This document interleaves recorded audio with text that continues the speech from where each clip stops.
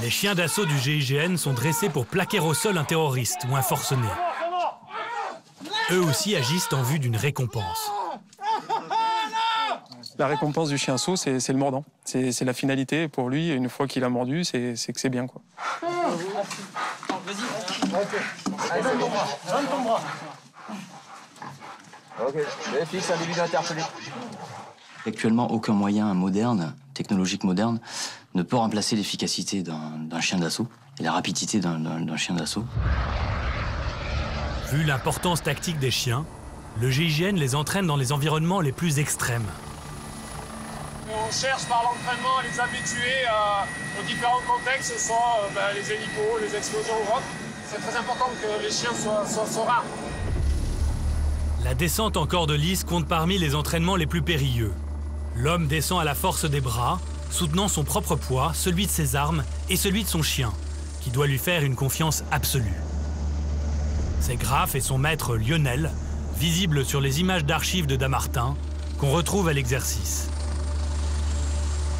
Alors on parle pas de routine parce que la routine tue, mais on s'habitue à l'environnement, on s'habitue aux hauteurs. Après on reste vigilant et concentré pour la sécurité. C'est important. Voilà, ça sert à rien de s'éclater sur un entraînement. C'est la mission qui prime, donc on s'entraîne correctement, on fait attention. Un gendarme du GIGN a déjà été grièvement blessé et un chien tué lors d'une chute sur une telle manœuvre. La sélection des chiens est vraiment difficile. C'est comme pour les hommes au GIGN. Chez nous, c'est un chien sur 30 ou 40 qui est sélectionné. Donc le filtre est vraiment petit et quand on en trouve un, on le garde. Ok, j'attache. C'est bien, Graff, voilà. Bien, ça. Quoique moins dangereux, d'autres entraînements demandent un mental encore plus fort des chiens, dont le lâcher d'hélicoptère en mouvement lors d'une course-poursuite. Quasiment 35 kg, endurant, véloce, rapide et une puissance énorme. Quand on le prend lancé, généralement, on fait un joli vol.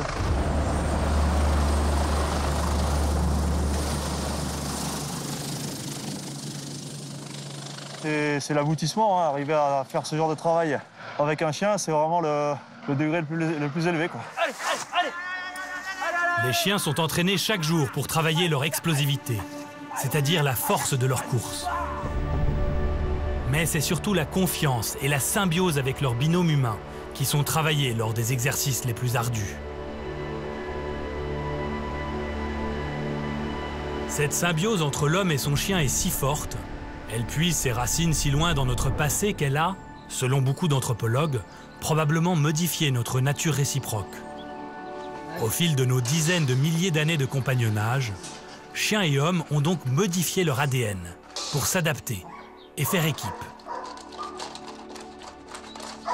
Nous aurions ainsi perdu une part de nos facultés sensorielles, dont surtout l'odorat. Tandis que notre partenaire de chasse, le loup puis le chien, nous aurait délégué les problèmes cognitifs et d'organisation. C'est ce qu'on appelle l'alliance interespèce. Aujourd'hui, les défis de cette alliance ne cessent de s'étendre. Car nous n'en sommes en fait qu'au début des découvertes en matière d'intelligence animale. Après les mammifères, c'est à présent vers les oiseaux que se tourne la recherche antiterroriste. Ainsi, l'aigle royal. Capable de voler à 70 km/h, de plonger en piqué à plus de 250 km/h, l'aigle royal participe à un programme de recherche dans la lutte anti-drone, mené par l'armée de l'air. Aujourd'hui, on sait que les terroristes ont utilisé en opération extérieure des mini-drones. En fait, c'est une technologie qui est facile d'accès. Il y a très peu de moyens pour les neutraliser. Le seul moyen de l'intercepter, c'est l'aigle. C'est véritablement l'aigle.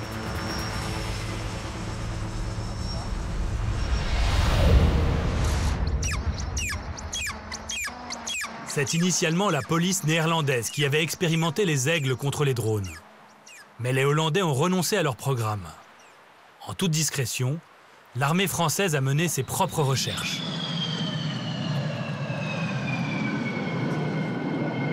C'est un programme expérimental que l'on mène depuis plus d'1 an sur la base aérienne de Mont-de-Marsan. J'allais dire qu'on mène tambour battant, qui nécessite quand même de gros moyens, effectivement, parce que les aigles sont très consommateurs de drones. Sur les interceptions qu'ils ont pu faire, cette expérimentation devient très concluante. L'armée de l'air met en place un certain nombre de vecteurs, donc des avions de chasse, des hélicoptères, pour protéger soit un sommet politique, soit un événement majeur type Coupe du Monde de football ou Coupe d'Europe de football. Donc ce sont des exemples où là, eh bien, la lutte contre ces mini-drones aurait toute sa pertinence. L'énorme atout de l'armée de l'air dans son programme avec les aigles en matière de contre-terrorisme, c'est d'avoir déjà plus de 30 ans d'expérience en fauconnerie. Alors c'est un protège-balai. C'est pour éviter que les plumes frottent par terre et usent le plumage. Car les rapaces servent à l'effarouchement sur les bases aériennes. Ils chassent les oiseaux des bords de piste pour éviter qu'un volatile ne soit aspiré par le réacteur d'un Mirage ou d'un Rafale, risquant de causer un grave accident. C'est Gérald, fauconnier expert, qui dirige l'oisellerie de la base de Mont-de-Marsan, ainsi que les équipes de recherche anti-drone.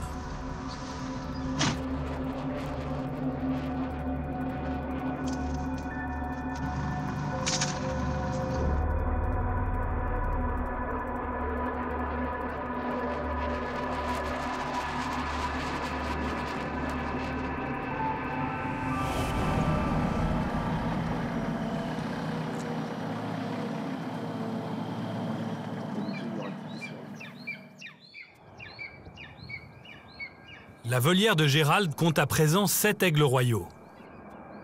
Comme pour le rat, se pose la question du dressage d'un animal resté sauvage et de sa fiabilité dans l'action.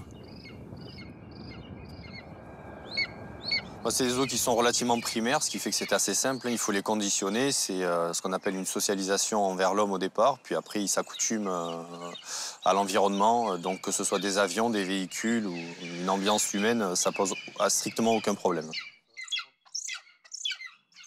À ce jour, on a 25 oiseaux, 25 pensionnaires, qui partent du faucon pèlerin à la buse de Harris, à l'autour des Palombes, jusqu'à l'aigle royal.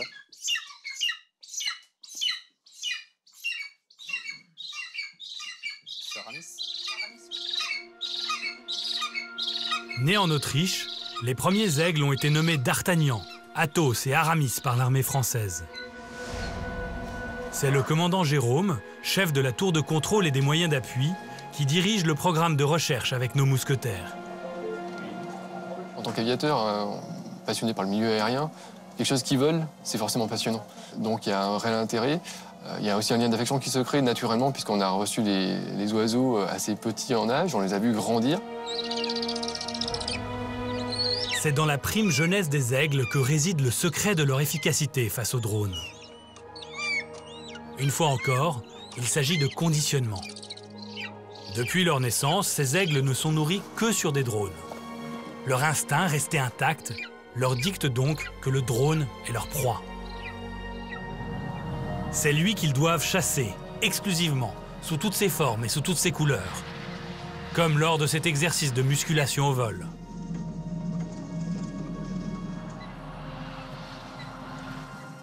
Comme tout prédateur, un prédateur qui est repu ne se met jamais en action de chasse inutilement. Donc il faut forcément que l'oiseau ait faim pour se mettre en action de chasse.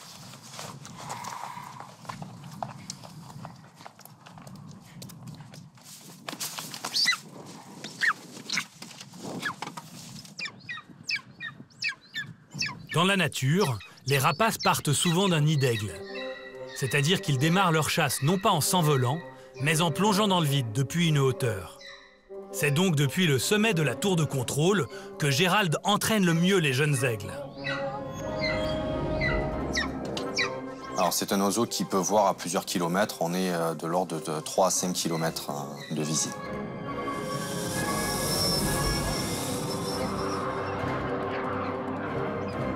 La prodigieuse capacité de vision des aigles est la grande trouvaille du programme de recherche de l'armée. Avant même d'agir en interception, les rapaces s'avèrent en effet un formidable outil de détection. Invisibles sur un écran radar comme à l'œil humain, Le mini-drone en plastique est repéré par l'Aigle à plus de 1,5 km. La partie la plus fréquemment exposée, c'est tout simplement les pattes. Et donc, pour protéger les oiseaux, on a mis au point des protections des pattes à base de Kevlar qui nous permettent justement d'éviter les accidents. S'ils restent trop imprévisibles pour être déployés en présence du public, les aigles pourraient néanmoins être stationnés sur tous les grands aérodromes militaires.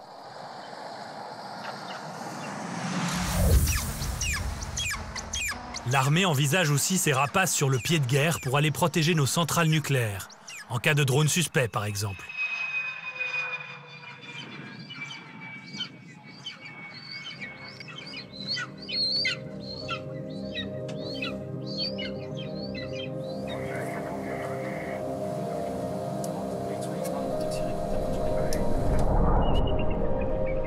Voir des grands rapaces avec cette majesté, ouais, c'est quand même quelque chose de relativement formidable, ce que peut faire un animal, ce que peut voir un animal, et comment il peut s'adapter au terrain. On voit cette flexibilité de l'animal qu'on peut observer aujourd'hui avec l'évaluation. C'est fantastique. On a vraiment à cœur de les protéger et d'en prendre soin au plus haut point. Et ça se fait dans ce respect-là, dans cette tradition, et ça continuera. Le devenir après des cohabitations, j'espère qu'elle continuera dans le même esprit de respect mutuel entre hommes et animal.